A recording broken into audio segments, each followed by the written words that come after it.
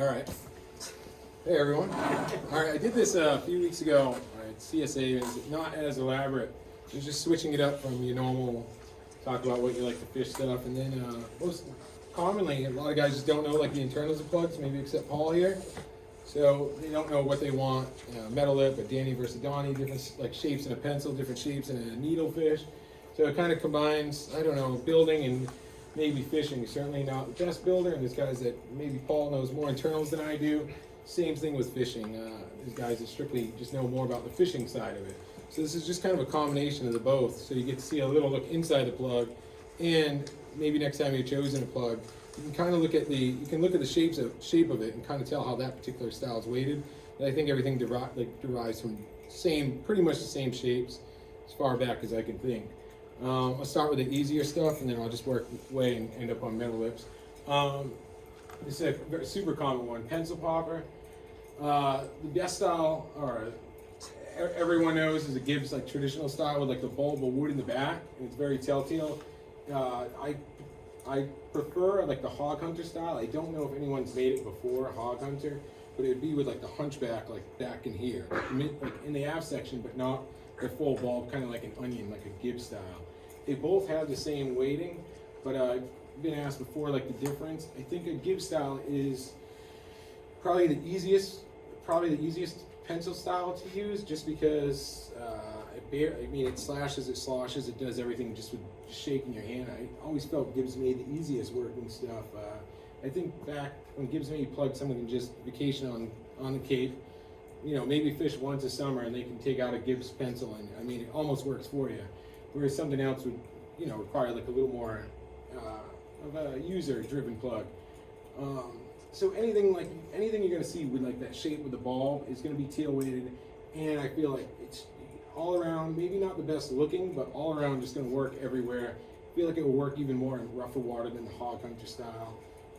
I prefer the hog hunter style, and again, someone might have made the hog hunter style, and I just call it that, just where like the bulk of the wood is like after center, or maybe even 3/4 of center.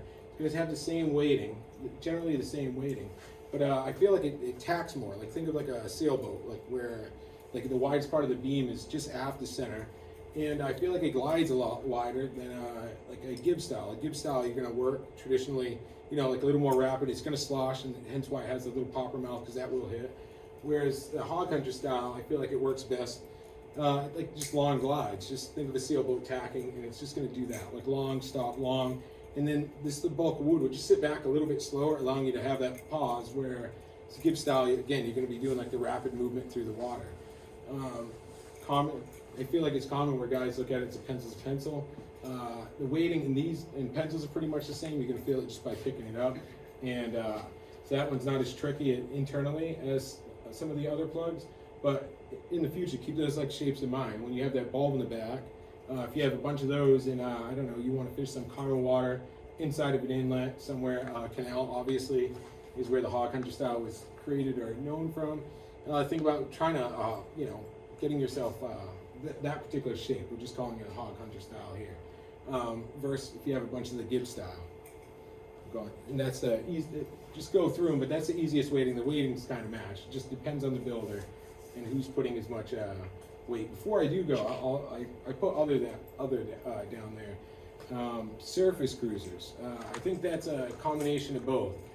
Surface cruiser, in my opinion, great for surf, but you get the hog hunter style where you can finesse it a little bit more. Then I think there's just more bulk up front, but you still get the bulb, so you're kind of combining it. It's just wood throughout, and I feel like that wood carries the weight. And in rougher surf, where you'd want to go to a Gibbs style, but you want to work it slow, you feel like fish are hitting it slower. The surface cruiser is just like a hidden gem. I know builders out there make them today. I see them around pretty often. And then, in my opinion, the old foam filled, not the plastic, those are the ones that are later made, but the foam filled, just a great plug. And that's just the difference between, guys didn't know just by looking at the shape of the style, the difference in what it would do compared to each other. Not so much the weighting in this, just because the weighting is pretty much the same, or it depends on the builder here a little bit more. I'll jump to the next. Here's one that's commonly discussed.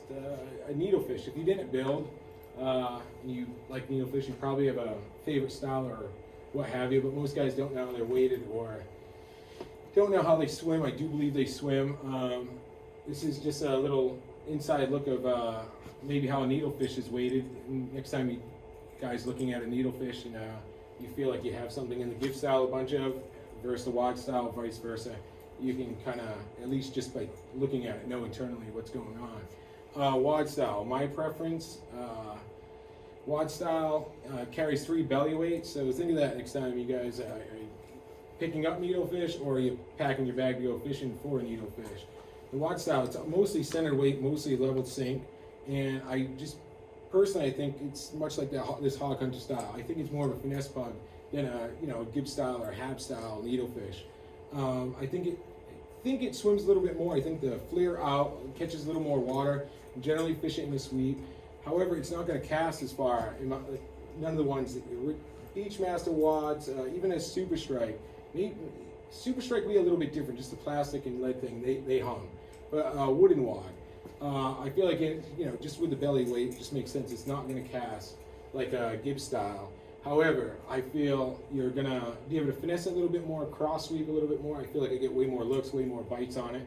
Whereas most of the time I bust out a Gibb style, maybe for the exception of the halves. But if you think like a Beachmaster 3 ounce, it tapers fatter back into the butt section so it can hold more lead. And the time I take that out is like I'm just trying to get out there, just trying to get in front of a fish. I would take that, but it just doesn't have that same finesse swim. It's basically a tool just to get out in front of them. Whereas maybe the wad style, the slow sink wad style, is gonna like lift, so if it's cross sweeping, it's gonna end up lifting to the surface and just throwing it all off. That's where I take out like a heavy duty, anything Gibb style with a tail weight where it can hum back. And the wad style, level sinker might sink slightly tail back, so you can creep this, stop it, nothing's gonna happen. Whereas you take even a halves, it's not as bad, a little more finesse than this. It's gonna drop like tail down because of the tail weight. And I like that, like you tag bottom, if you're tagging bottom, you're fishing 2.5, 3 feet of water, you can lift it and then it's gonna come off the bottom where the wad seems to just pull straight. However, you can't pause this like you could a wad style. I don't feel like when you twitch a wad style, I feel like you're getting a little more action. I think the flare outs on the side catch water. And generally, I fish halves in any sort of conditions just because they always work. And just like, didn't get to the darter before. However, I just want to mention, I wrote it on the bottom. If you think back to all the biggest fish, like over 50 pounds, I think it's needlefish and darters. I can't remember like many like over 50 plus pound fish on like metal lips or maybe bottle plugs, but everything always seemed to be on, actually halves a lot, counted for a lot of them, just any needlefish in general, and the darter. So I wanted to write that on the bottom. Again, this is a little bit different than the pencil popper, whereas if you didn't build or you didn't know the internals, next time you're packing your bag or looking at shapes, just to give you an idea, if you see something built like this, chances are it's going to be weighted like so. So the light gray, obviously meaning the weight. Same thing with the wad style. It's going to be more belly weight. So if it's blowing 22 and you're trying to get out there, I wouldn't pack my bag, for the exception of Super Strike needlefish, those hung. I wouldn't go with a bunch of wads. I'd go maybe half and half. Whereas if, I'm just trying to cast that van outside, not far, and it's half-foot swell, I'd almost go exclusively wad style. Just I feel they do more. I feel like in calmer water they look better, and I just overall feel like they actually have a little more action than a Gibb style, where, like I mentioned earlier, I just find it more like a utility, like a tool. And we'll go on to darters. Darters, you can't really tell so much from the outside. Most are unweighted, or I haven't fished many weighted ones with lead, for the exception of like the original Gibbs. But as I was talking to these guys before, you can tell a lot by the outside shape. Like an old bulb style, if you just look at the wood, and again, you don't need to build, you don't need to see the internals or what have you. If you look at the outside, like a big bulb like that, versus something slim, just think of a Super Strike, something slim like that tail's gonna ride higher. If same size hook, split, whatever you have on the back, if you equal them out, they're going to, the bigger bulb's obviously gonna float up, especially if it's thicker. than that. And then the wider plane, if it's thicker in the back and it's thicker in the front, the wider plane, now that bulb comes up, and now if you're line tie, if you're pulling here, you just have, in general, way more resistance than you would with this, because now that taper tail with that hook is going to drop it a little bit more, and now that, the slope isn't as dramatic, and the plane isn't as wide. So this is, you're going to get just a little more subtle, a little tighter. Then this, you're going to feel a lot more resistance, and this is going to be, wanting to dart each way, side to side, and it's going to be a lot wider, a lot more resistance, and it's just going to cause it to like dart and veer off to the side a lot more, versus like a tapered stuff. And this would just represent the water. This water is like it's going right into it, whereas this seems to it's climbing over, and it's bumping over it a little bit more. Again, this is just something. If you guys saw 2 darters on a table, or you guys you have a bunch of sim style super strike darters, and you want to try a wooden one, you can, without knowing anything about the inside or talking to the builder who built it, you can just kind of look at it and just from the shape start to think about this stuff and how if it's a bigger like half section, what it's going to do. That's going to float it up, and just look at the slope, and you can kind of just tell by the general direction, general shape, what's going to happen with it. Whereas something like that, think of a super strike, a lot more subtle. There's way less resistance pulling, like when you're pulling with it. Just a common something when someone asks like how something swims. Sorry, I didn't mean to interrupt the flow there, but what would you do? What would you give me as like the first, like more wider, more bulk style darter? It's like a better. It's hard now, but if you even go from a super strike to a, I feel like they didn't get much shine. There was the North bars. They have a tapered tail, but they actually have a wide front. But a Beachmaster's good, like his 2 ounce, the smaller 2 ounce, they're like short, chubby, but wide. Those things slay. He made I don't know if he made a 2.5 and a 3, but he used to do it 3 hook like this, and then he switched to a single belly and a tail, and that plug ruled too. And then he did the D darter. I'm thinking about stuff that's like commercially available. And then any builder, any plug you see, just by looking at the shape, And again, some nights, I'll just get way bigger fish on something that's it's pulling way side to side, almost over dramatic. And then other nights I can't get a bite on it. Whereas just like super strike style, the tighter swim, I'll crush on it, and then I can't buy a fish on this, and then it flips. It just depends on seems like it just depends on what they want on the night. So if you have a bag full of slim stuff and you do well on it, it's no problem throwing a bigger one. Maybe they'll just get you a bigger fish, or maybe they won't hit it, or you're going to run into the night where they're just not going to bite that subtle, tight end dart and that big dramatic dart with a wider plane, wider bulb in the back, and it. You might think it's even getting down a little bit more. It's just because it's pulling against it. But in all of them, you do want, I think, the line tie on top, and just so you're pulling onto the plane and not pulling from the center of it. And I mentioned earlier, I'll go with the biggest hooks I can that just swing around and don't catch the plane. And again, a darter to me, like a spook, I feel like you miss a few more fish just because, unlike a metal lip or a pencil, it's not just swimming like a metal lip where it's an easy target for a fish. I feel like I get more hits and drops in the dart just because it's going out like a spook. You're going this way, that way. They seem to miss it, toss it more. Whereas if they're, not 100% accurate, they miss it more. So I'll just go the biggest hook I can on it. And it doesn't kill the action. Maybe if it subdues it a little bit, and if you care that much, maybe find one, with even a wider plane that can then it becomes like a wood versus like hook ratio. I prefer something skinnier where there's more hook exposure than something wide. But it's common only if someone tells you to point it out. But again, because these are unweighted, there's nothing to show you internally. But just by the actual outside shapes, you can just look at it and, pack your bag accordingly. I'll always go with one, and then if they want that big erratic swim, I'll pack my bag just the opposite the next night.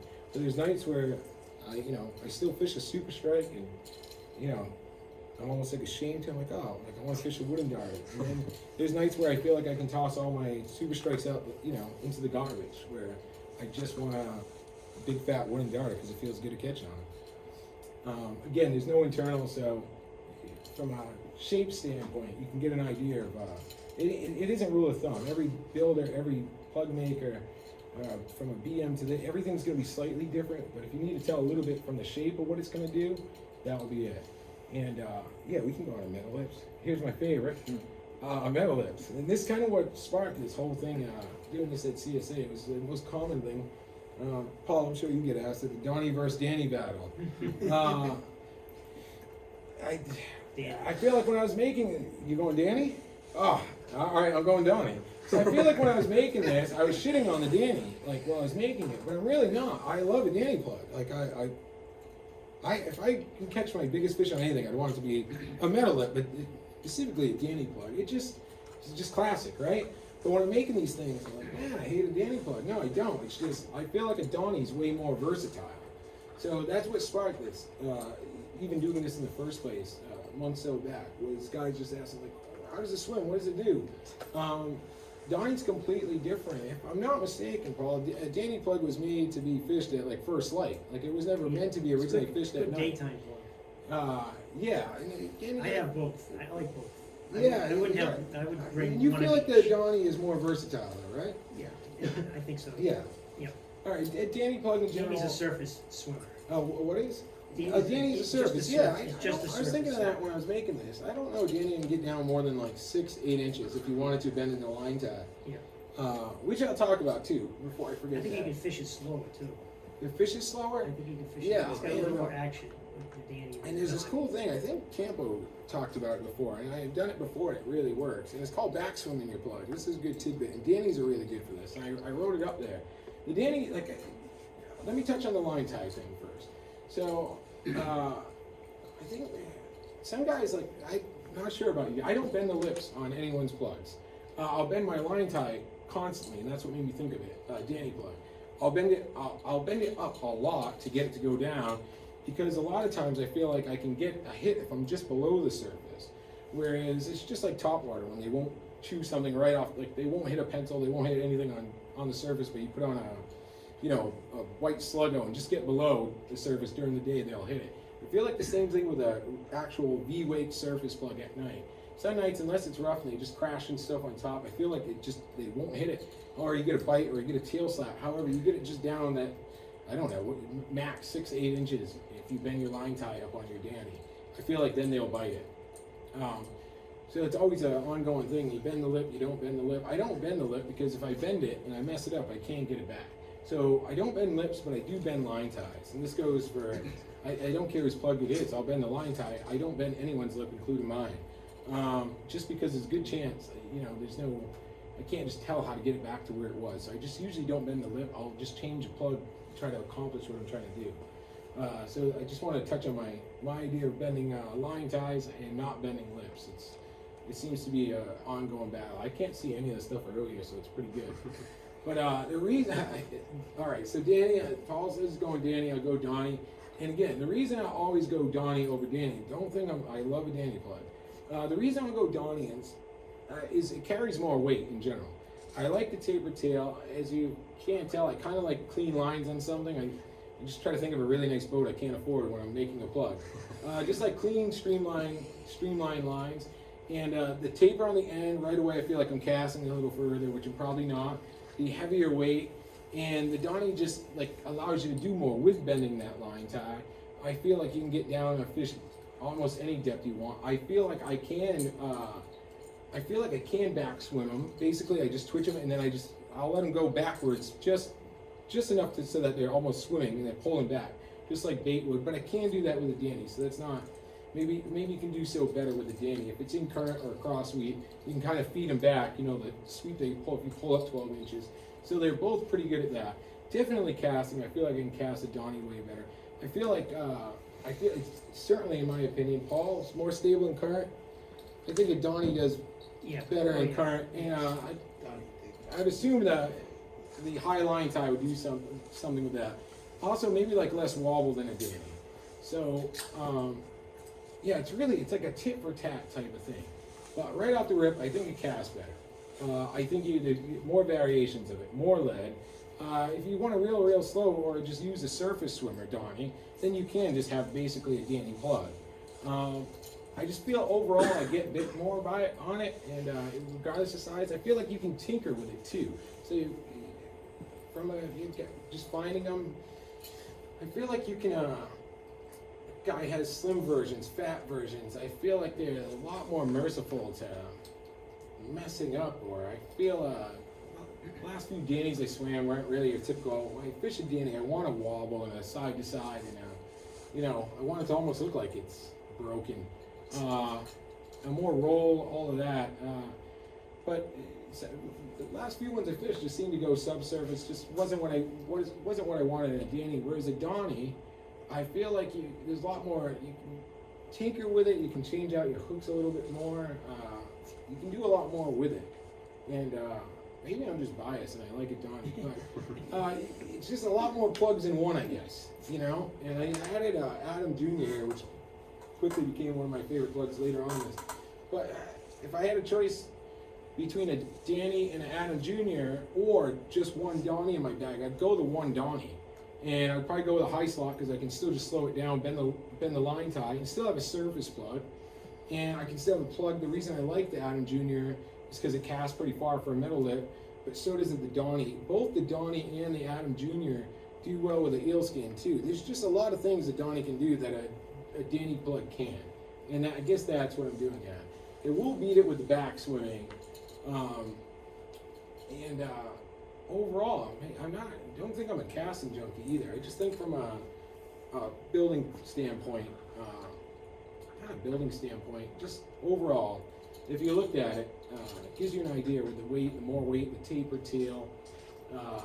It'll give you an idea of the difference between. I don't want to have a battle between them. I'm making a battle here. I don't want to. I'm making them fight. No.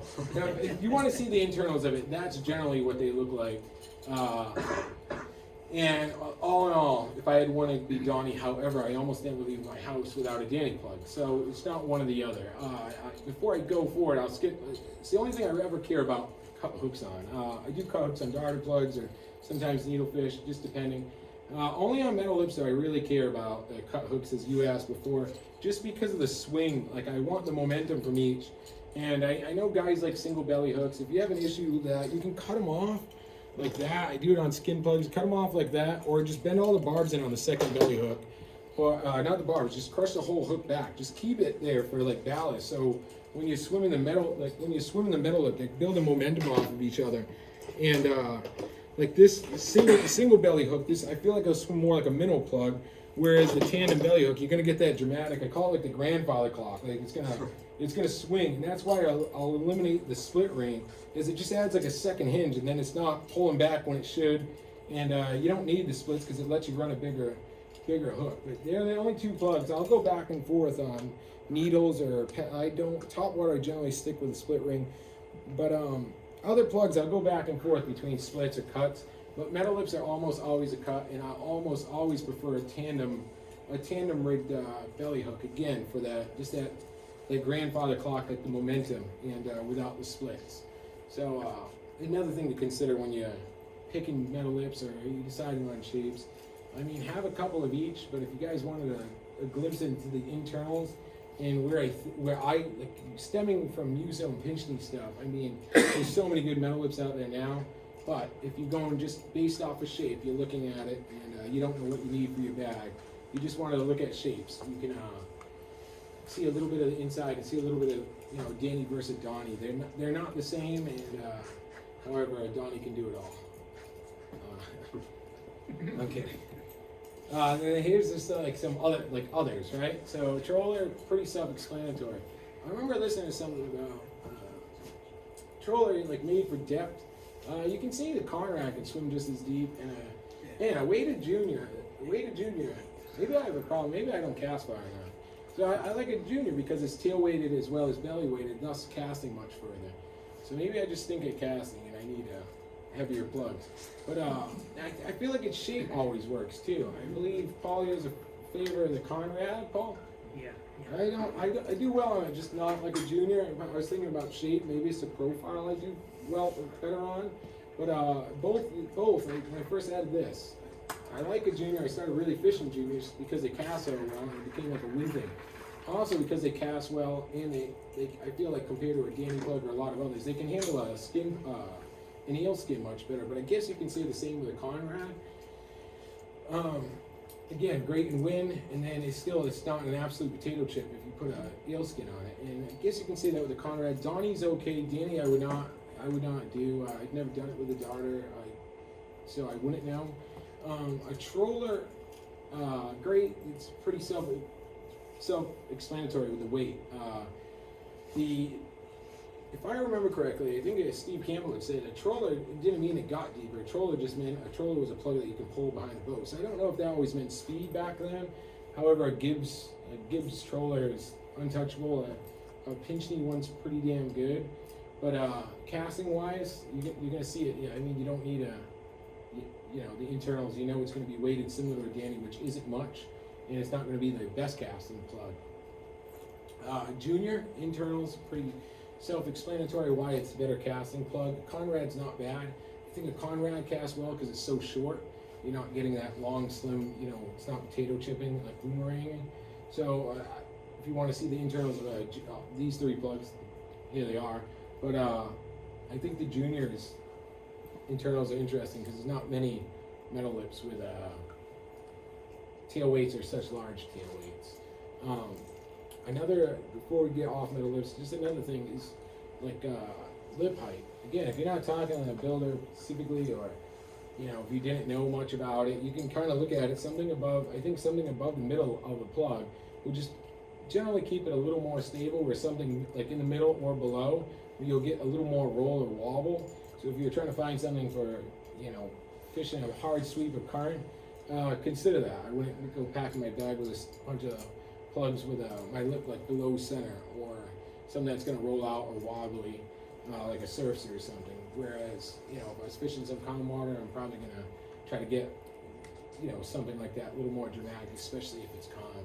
But just from internals, you can see here, like that's pretty close to the actual weights and where they are, and why a Junior is great as a skein plug, and why a Junior is great at casting. For a long time, I actually didn't even know there was a tail weight in that plug. But there you are. I don't know if I have anything else after that. Here's a couple. And I think the bottle plug's not accurate, but pretty self-explanatory why a bottle casts so well. Look at all the lead in there, right? And a Polaris popper too. So when you go back to sometimes a Polaris popper, I can like Super Strike's a pretty good example, but even if you get a wooden one, sometimes it casts just as far, if not better, than a pencil. But because it's more wood, it lets you do like a stop pop, like the drop back thing. It lets you do a lot more. And if you guys didn't know, it's loaded with lead. Generally speaking, compared to if you just had a regular popper or spoot. Bottle plug, I never knew there was so much lead in a bottle plug either. It explains why it casts so well. Again, on a bottle plug, obviously on a Polaris popper, you're eliminating the lip. So as soon as you eliminate the lip, like when you're casting, you're eliminating the resistance, right? But they are certainly loaded with lead, and that's the internals. I figured this was about plugs, so it wasn't just subject to wood. Redfin, I brought one here, somewhere up here. That's on the other side. Anthony. Mercury loaded. This thing hums. I was so basing this off wood, but you load this with mercury. This one's loaded, and they still swim. But this will do what, like I was saying, what metal lips would do if they just had a single hook. I feel like I get the minnow swimming plug, with a small bill, short lip, versus that big wobble or the whole side to side that I like in metal lips with tandem hooks. But I was making this all about wood internals, but a mercury loaded redfin, it counts, man. What is that way? This way, so they come, I believe, off the shelf here, Eric, an ounce. No, that one way. This one way. This is probably one. So it's only 3/4, like mercury in there, probably. So if there's probably a little more than 10 cc's in here, I didn't load this one, but like it's just the fact that it transfers to the ass end and that hums. And again, you'll get bit on that thing. It has to be a good night for them to just crush big metal lips, and every guy would wish they would do that all the time. Now that little sucker right there, it'll still swim with that much, because I think once it lands and it levels, then the mercury disperses, somewhat evenly, and you're not burning it back in, so it's not flushing towards the back. But once that transfers, but you do that with mineral oil, the mineral oil doesn't drop like that. That's like, you know what I mean? I know Campo and those guys, all those Campo guys, they used to load a little bit, like a middle one, a heavy one, and a bunch. So I think they loaded it even more than that, and they still swam. So, yeah. Where can you get mercury now? You can get mercury right off. You can get mercury off eBay. So I had this giant bottle in my house. I had this bottle off eBay, and it was like this. And the fun thing to do is every time someone came over, it's all duct tape from this guy off eBay. the fun thing to do is when someone came over, like on my workbench, I'd be like, pick that up, and like, you know, it looks like they're picking up that can, and they're like, oh, you know, and they slam it, or whatever. But yeah, my bud Damon had ordered it off eBay because he was determined. I've done the mineral spirits. I've done not the mineral spirits, Jesus. I've done the mineral oil. I've done water, the BBs, bluefish magnets. I just feel the mercury, but you can feel it when you flip it. When that hits the back, those things hum. So it's an ounce. A naked redfin out of the package is an ounce. It advertises 1 ounce.